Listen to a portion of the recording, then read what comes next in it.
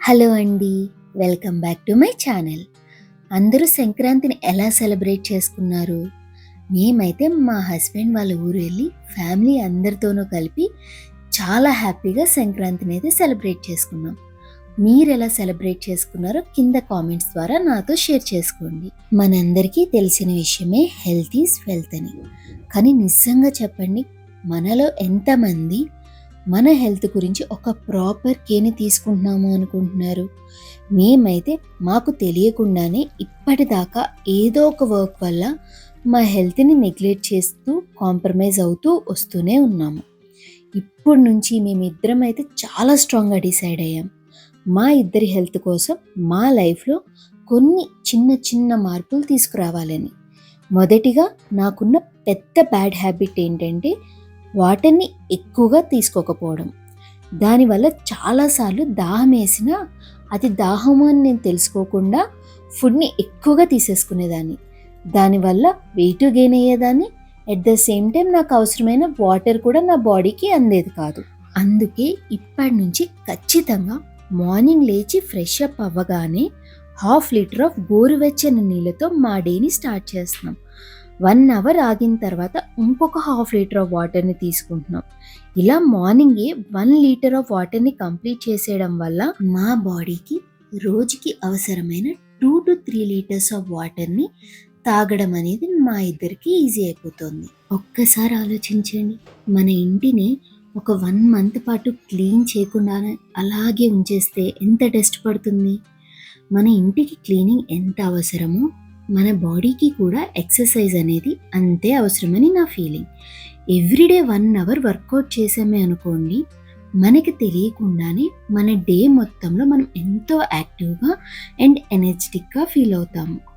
మా ఇద్దరి possibility and timings బట్టి మేమిద్దరం అయితే ఎవ్రీడే 10 సూర్య నమస్కారాలు అలాగే 10,000 ఆఫ్ స్టెప్స్ని కంప్లీట్ చేయాలని టార్గెట్ని పెట్టుకున్నాం. ఎక్సర్సైజ్ ఎంత ముఖ్యమో హెల్దీ ఫుడ్ హ్యాబిట్స్ని మెయింటైన్ చేయడం కూడా అంతే ముఖ్యం.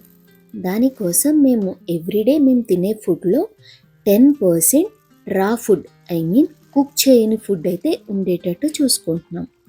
అందుకోసం ఓవర్నైట్ సోక్ చేసిన నట్స్ని, బనానాస్ని కలిపి ఒక స్మూతీలా ప్రిపేర్ చేసుకుని మార్నింగ్ బ్రేక్ఫాస్ట్గా తీసుకుంటున్నాం. ఇందులో స్వీట్నెస్ కోసం డేట్స్ని అయితే వాష్ చేసి యాడ్ చేస్తున్నాం. డేట్స్ డబ్బా పైన కూడా దాన్ని వాష్ చేసుకుని తినాలి అనే ఉంటుంది. ఎందుకంటే అవి ఎక్కువ డే స్టోర్ ఉండడం కోసం చాలా కెమికల్స్ని వాటిపైన స్ప్రే చేస్తారంట. రీసెంట్గా మేము కూడా ఒక ఆర్టికల్ చదివిన తర్వాత ఈ విషయం తెలుసుకుని అప్పటి నుంచి డేట్స్ని యూజ్ చేసేటప్పుడు వాష్ చేసి యూజ్ చేయడం అయితే స్టార్ట్ చేసాం. మార్నింగే ఇలా ఒక గ్లాస్ ఆఫ్ స్మూతీని బ్రేక్ఫాస్ట్గా తీసుకోవడం వల్ల చాలాసేపటి వరకు మనకు ఆకలి వేయదు, అలాగే హెల్త్కి అవసరమైన ఎన్నో న్యూట్రియంట్స్ మనకు అందుతాయి కూడా.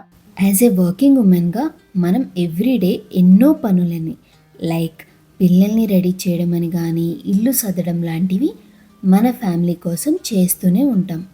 వాటితో పాటు కొంచెం టైం తీసుకుని ప్రాపర్ మీల్ ప్లాన్తో హెల్తీ ఫుడ్ని కనుక మన ఫ్యామిలీకి ఇవ్వగలిగితే అంతకు మించి మనకి ఏం కావాలి చెప్పండి? దానికోసం ఈ రోజు నుంచి ఖచ్చితంగా ఏదో ఒక ఆకుకూరని ఏదో ఒక రకంగా మా ఎవ్రీడే మీల్లో ఇంక్లూడ్ చేయాలని డిసైడ్ అయిపోయా.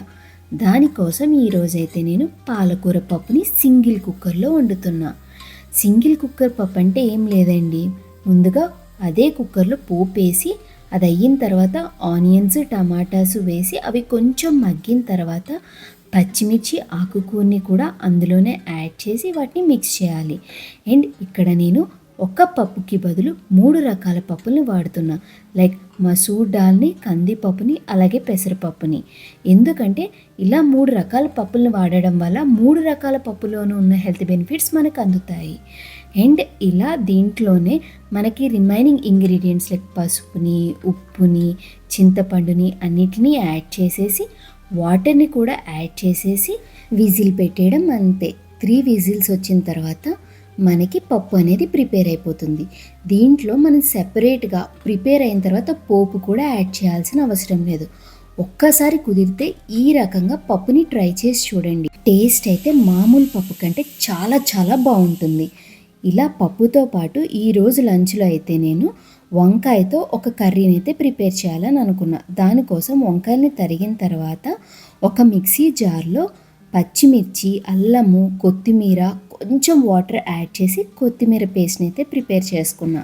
ఈ కర్రీకి మనకి ఎక్కువగా ఆయిల్ కూడా అవసరం ఉండదు కాబట్టి నేను ఆవాల్ని, జీలకర్రని ఫ్రై చేసిన తర్వాత లైట్గా అవి క్రాకిల్ అవుతున్నప్పుడు మీగడ వేసి వాటిని ఇంకొంచెం ఫ్రై చేసా. తర్వాత అందులోనే కరివేపాకు అండ్ ఇది పచ్చి బఠానీల సీజన్ కాబట్టి నాకు అవంటే చాలా ఇష్టం కాబట్టి ఈ కర్రీలో అవి కూడా యాడ్ చేసుకున్నా. అవి లైట్గా ఫ్రై అయిన తర్వాత వంకాయల్ని యాడ్ చేసి కొంచెం పసుపు, ఉప్పు వేసి మూత పెట్టి అవి 80% కుక్ అయ్యే వరకు వాటిని మగ్గించాలి. ఇలా సాల్ట్ యాడ్ చేస్తున్నప్పుడు అనుకోకుండా కొంచెం సాల్ట్ గ్యాస్ స్టవ్ మీద పడిందండి. వెంటనే అక్కడ టిష్యూ అనేది తీసుకుని దాంతో ఇమీడియట్గా అయితే క్లీన్ చేసేసా. ఇలా మీలో ఎంతమందికి అప్పటికప్పుడు టిష్యూ తీసుకుని గ్యాస్ స్టవ్ని అన్నిటినీ క్లీన్ చేసే హ్యాబిట్ ఉందో కింద కామెంట్ సెక్షన్లో చెప్పండి. అండ్ ఈలోపు కుక్కర్ చల్లారింది. ఓపెన్ చేసి పప్పునైతే లైట్గా స్మాష్ చేసా. వంకాయలు కూడా 80% మగ్గిపోయాయి కాబట్టి ఇందాక నేను ప్రిపేర్ చేసుకున్న కొత్తిమీర పేస్ట్ని ఇందులో యాడ్ చేసి కలిపి ఒక 5 మినిట్స్ పాటు సిమ్లో ఆ కొత్తిమీర ఫ్లేవర్ అంతా వంకాయలకి పట్టేటట్టు ఉంచుకున్నా. లంచ్లో ఈరోజైతే పప్పు కర్రీతో పాటు చపాతీలు అయితే చేయాలనుకున్నా. చపాతీలు రెగ్యులర్గా కాకుండా ఇలా అన్ని రకాల సీడ్స్ని ఇంక్లూడ్ చేసుకుని చపాతీ పైన ఒత్తైతే మనం చపాతీ ప్రిపేర్ చేస్తే ఆ సీడ్స్తో ఆ చపాతీ ఇంకా టేస్టీగా ఉంటుంది.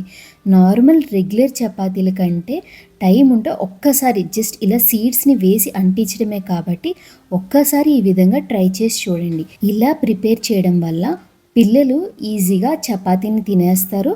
అలాగే సీడ్స్లో ఉన్న ఫైబరు, న్యూట్రిషన్స్ కూడా ఎంతో ఈజీగా మన బాడీకి అందుతాయి. ఇలా లంచ్లో 2 చిన్న పుల్కాస్, దాంతోపాటు ఒక కర్రీ, ఒక బౌల్ ఆఫ్ పప్పుని తీసుకోవడం వల్ల మన బాడీకి ఎవ్రీడే అవసరమైన ప్రోటీన్స్ కూడా మనకి అందుతాయి. వీటితో పాటు మీల్ని బ్యాలెన్స్ చేయడం కోసం హాఫ్ కీరా, బీట్రూట్ రైతా కూడా తీసుకున్నా. మీరు మీ హెల్త్ కోసం ఏం రొటీన్ని ఫాలో అవుతున్నారు, అలాగే మా ఈ హెల్తీ రొటీన్ మీకు ఎలా అనిపించిందో కింద కామెంట్ సెక్షన్లో షేర్ చేసుకోవడం మర్చిపోకండి. ఇలాంటి మరిన్ని వీడియోస్ కోసం మా ఛానల్ని సబ్స్క్రైబ్ చేసుకోండి.